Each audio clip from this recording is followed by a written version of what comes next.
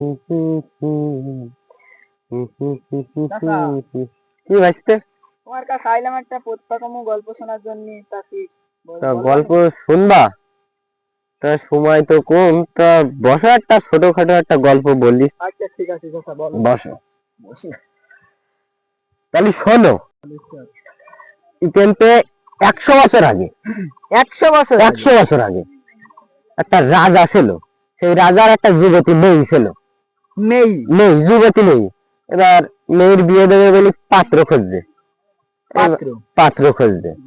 এবার পাত্র, ভালো একটা পাত্র পেয়েছে। তা সে পাত্রর নাম হচ্ছে হরি। হরি ভালো করে বুঝা বলো। হরি। এবার বিয়ে দেশে ভালোভাবে বিয়ে হয়েছে। এবার রাত্রি দুজনে একসাথে শুইছে, বাসর ঘরে ফিরিস। এবার সকালে রাজার সামনে দিয়ে মেয়ে হেঁটে যাচ্ছে, তা খোঁড়াই যাচ্ছে, খোঁড়াতে যাচ্ছে।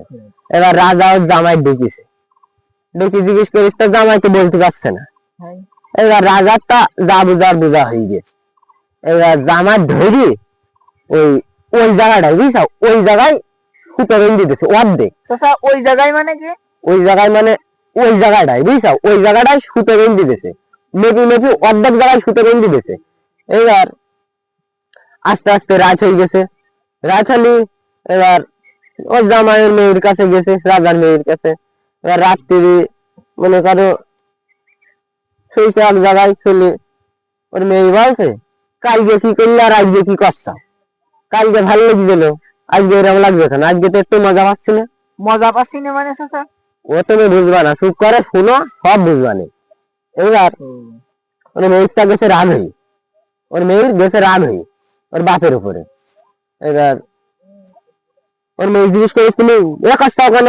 এবার জামাই বলছে কেন? ওর জামাই বলছে যে তোমার বাপ আমার এরকম করে দিছে, আর অর্ধেক জায়গায় সুতো বেঁধে দিয়েছে, ওই জন্য আমি পাচ্ছি না।